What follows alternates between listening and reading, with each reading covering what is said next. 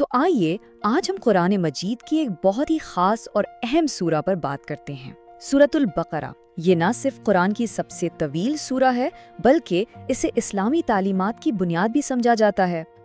اچھا، اس کا نام البقرہ یعنی گائے کیوں ہے؟ یہ نام اس کے اندر بیان کیے گئے ایک بہت ہی دلچسپ واقعے سے لیا گیا ہے۔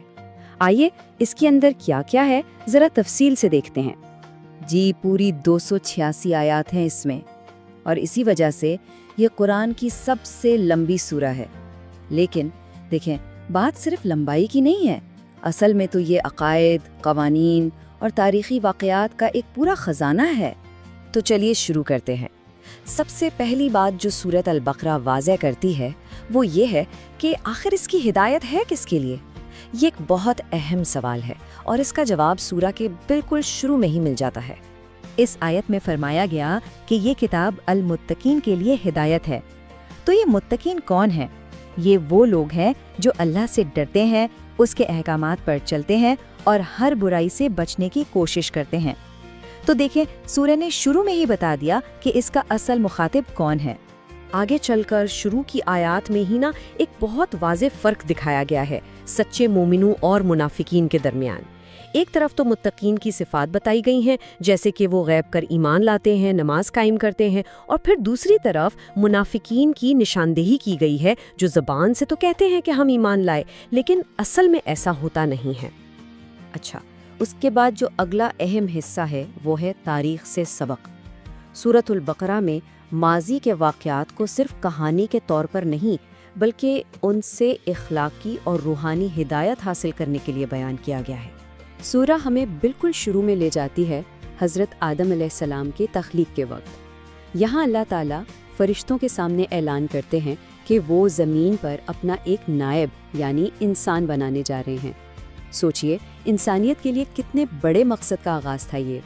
اور پھر اسی کہانی میں اطاعت اور نافرمانی کا ایک بہت گہرا سبق ملتا ہے۔ جب اللہ نے فرشتوں کو حکم دیا کہ آدم کو سجدہ کرو تو سب نے حکم مانا سوائے ابلیس کے۔ اس نے تکبر کیا، غرور کیا اور انکار کر دیا۔ یہی اس کی نافرمانی کی بنیاد بنی۔ لیکن حضرت آدم کی کہانی کا اختتام ایک بہت ہی امید افزا وعدے پر ہوتا ہے۔ اللہ انسانیت کو یہ یقین دلاتا ہے کہ انہیں کبھی اکیلا نہیں چھوڑا جائے گا۔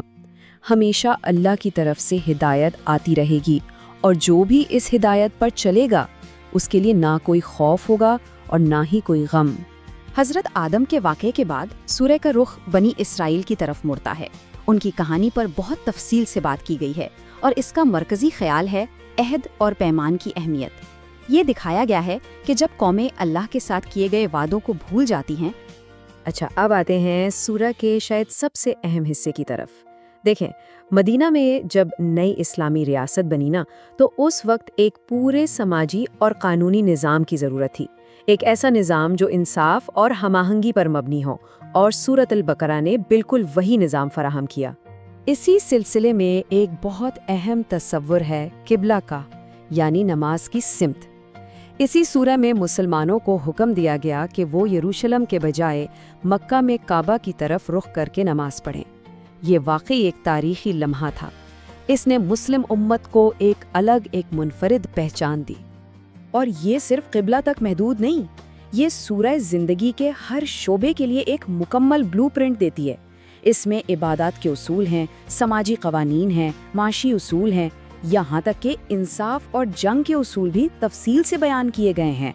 تو بات صرف نظریوں کی نہیں ہو رہی بلکہ انہیں عملی زندگی کے قوانین میں بھی بدلا جا رہا ہے۔ مثال کے طور پر طلاق کے مسائل، مالی لین دین کیسے کرنا ہے، خیرات کیسے دینی ہے، حج کے ارکان کیا ہیں، ان سب پر بہت تفصیلی ہدایات موجود ہیں۔ تو انجام کی طرف آتے ہوئے ہم یہ دیکھتے ہیں کہ سورۃ البقرہ صرف قوانین کا ایک مجموعہ نہیں ہے بلکہ یہ ایک مکمل نظام ہے، ایک کمپلیٹ سسٹم۔ یہ ایک فرد کے ایمان کو پورے معاشرے کی بھلائی کے ساتھ جوڑتا ہے۔ اور سورہ کا اختتام وہ اتنی خوبصورت آیت پر ہوتا ہے جو ذاتی ذمہ داری اور اللہ کی رحمت کے درمیان ایک بہترین توازن قائم کرتی ہے۔ یہ ہمیں یاد دلاتی ہے کہ اللہ کسی پر اس کی طاقت سے زیادہ بوجھ نہیں ڈالتا۔ ہر شخص اپنے اعمال کا خود ذمہ دار ہے، لیکن اللہ کی رحمت کا دروازہ بھی ہمیشہ کھلا ہے۔ اور یہ سب ہمیں ایک سوال پر لا کر چھوڑتا ہے۔ سوال یہ ہے کہ 1400 سال گزر جانے کے بعد بھی ایمان اور قانون کا یہ بلو پرنٹ آج بھی دنیا بھر میں لاکھوں کروڑوں لوگوں کی رہنمائی کیسے کر رہا ہے؟ شاید یہ اس کی لازوال حکمت کی سب سے بڑی نشانی ہے، ایک ایسی بات جس پر ہم سب کو غور کرنا چاہیے۔